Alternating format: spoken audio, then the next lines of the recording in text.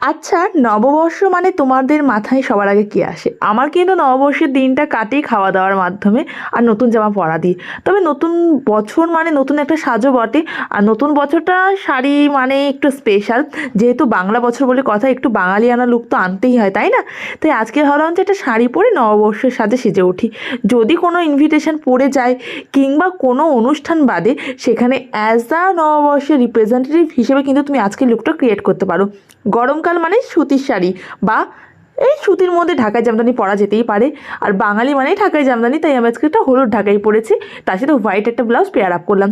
আর এখন না একদম মেকআপ করতে ভালো লাগে না, নো মেকআপ লুকটাই বেশি প্রেফার করছি। আর ভীষণ কোরিয়ান কে ড্রামাগুলো ভালো লাগে, তাই ওদেরকে ফলো করে একদম নো মেকআপ লুক করলাম, কোনো ফাউন্ডেশন ইউজ করিনি।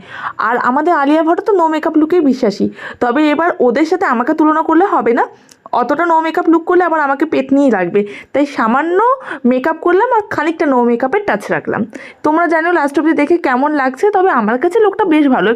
আমি প্রত্যেকবারই যখনই সাজি, যখনই গেট রেডি শ্যুট করি, ভাবি যে একটা থেকে আর একটা যাতে একটু আলাদা হয়, যাতে তোমাদের দেখতে ভালো লাগে, প্রত্যেকটা লুক যাতে একরকম না আসে। আর যেহেতু গরমকাল আর নববর্ষ বলে আমি সব অক্সিডাইজ জুয়েলারি পরেছি। এই কানের দুলটা আমি পেয়ার আপে পেয়েছিলাম, এত সুন্দর দুলটা পছন্দ হয়েছে। আর মাথায় বেলফুল দিলাম, বেলফুলের গন্ধেই তো মনটা ভরে আছে।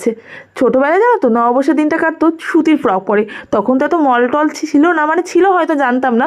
মা প্রত্যেকবার পয়লা বৈশাখের আগের দিন বাজারে নিয়ে গিয়ে একটা সুতির ফ্রক কিনে দিত। আর তখন স্কুলে বৃহস্পতিবার করে ইউনিফর্মে আমরা যেতাম, তখন এই পয়লা বৈশাখের জামাটা পরে যেতাম। তোমাদের মেমোরিগুলো শেয়ার করেছে কমেন্ট বক্সে। ভিডিওটা ভালো লাগলে চ্যানেলটা সাবস্ক্রাইব করে পাশে থেকো।